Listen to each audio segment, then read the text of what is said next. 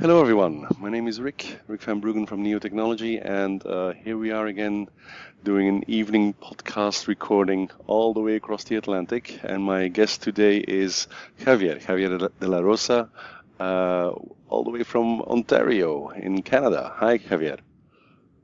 Hello, how are you, Rick? I'm very, very well. Thanks for coming on the podcast. Really appreciate it. Thank So, you for inviting me, actually. yeah, great. Javier, do you mind introducing yourself? I mean, I always ask the same question, but who are you and what's your relationship to the wonderful world of graph databases? Sure, no problem. As you say, my name is Javier de la Rosa. I'm originally from Spain, so I have a background in computer science and artificial intelligence. But then I decided to switch to a kind of different field. So I moved to Canada. I live in Ontario now, like in a city called London, ironically, it's close to Toronto, where I actually am getting my PhD in literature, working in a field called digital humanities.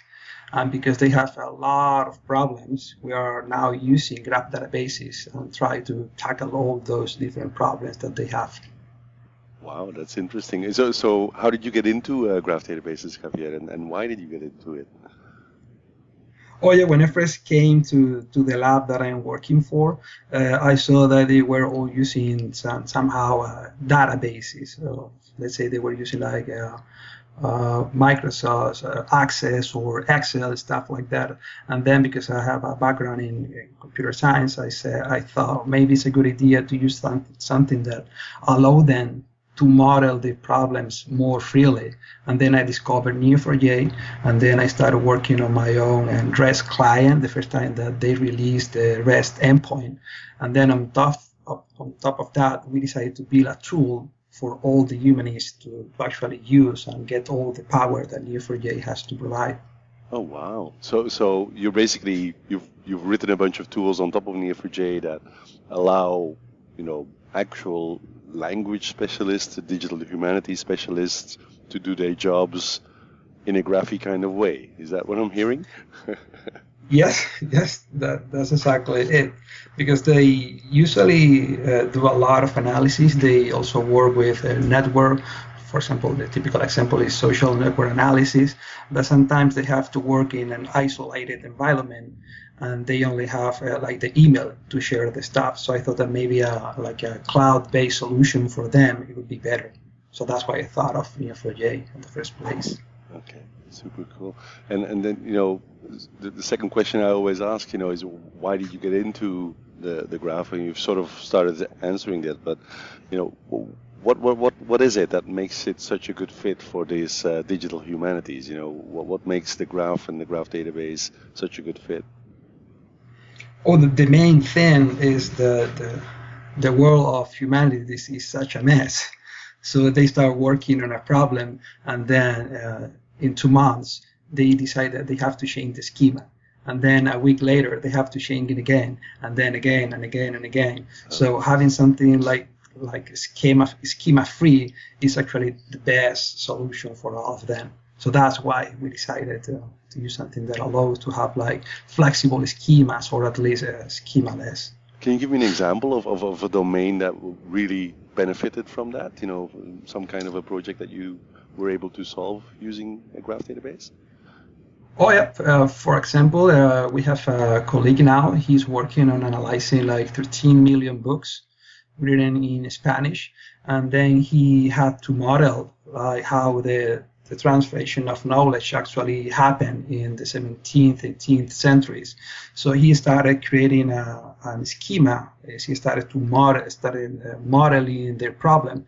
And then as long as the research was actually being advanced, he had to modify the schema several times to actually put his data. So the thing is that instead of having your schema first and then try to feed your data in your schema, you actually modify your schema as long as you need it. So it was a natural option for us. And as I understand it, Javier, you've also done a lot of work to sort of put this into the hands of the researchers, right? I mean, that's Yeah, what SylvaDB is all about, isn't it? exactly. Even if I love Neo4j and I really like the Cypher query language. We have to acknowledge that it's not for everyone. I mean, if you're not a programmer or an analyst, it's hardly to learn, especially if you are from the digital humanities and all you have done in your life is just read books and do a lot of critical thinking. So we developed SylvaDB on top of Neo4j for them to get all the power that you can actually get from using Neo4j. So anyone can use it, right? I mean, I've registered, for example, and I was playing around with it, but so anyone can use this to create their own graph database? Oh yeah, it's free to use. We have like a public website which is called sylvadb.com, so you can go there, register, and use it. But because we are running it's like an academic thing, so if you feel that it's not enough, you can actually go to GitHub, download all the code, and put it on your own machine, and that's good. That's good for us. It's a GPL license, so very good with that too. Super cool, yeah. I mean, that's the beauty of open source, right? Oh yeah, absolutely. Yeah. So have to contribute. Exactly. Yeah. Absolutely. So in terms of open source, and one of the things is obviously that there's lots of people developing new stuff around the open source project. So that sort of brings me to my last question. Well, where is it going? Where do you think, or where do you want it to go, or what does the future have in store for graph databases, and maybe also for SylvaDB?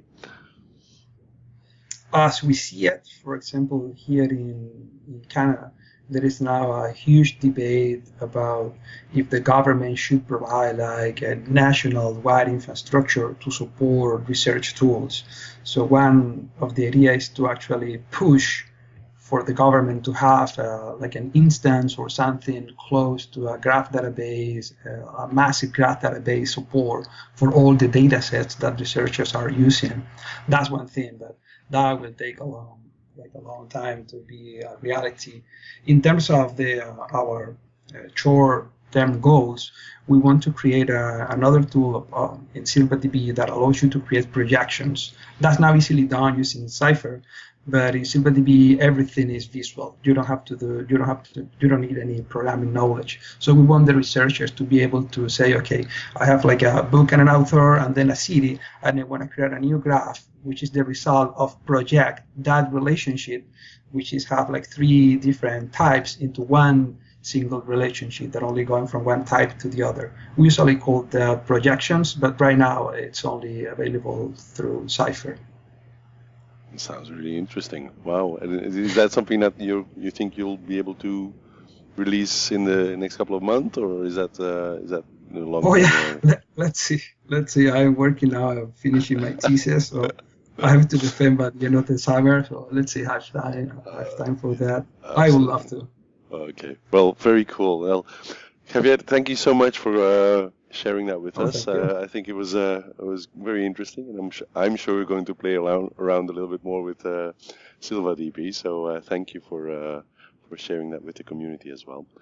And thank you very much. I look forward to seeing you at one of the conferences, maybe a Graph Connect in October or something. That would be great. Oh sure, I will try. Okay. Thank you, Javier. Have a nice evening. Thank you very much, Ray. Bye.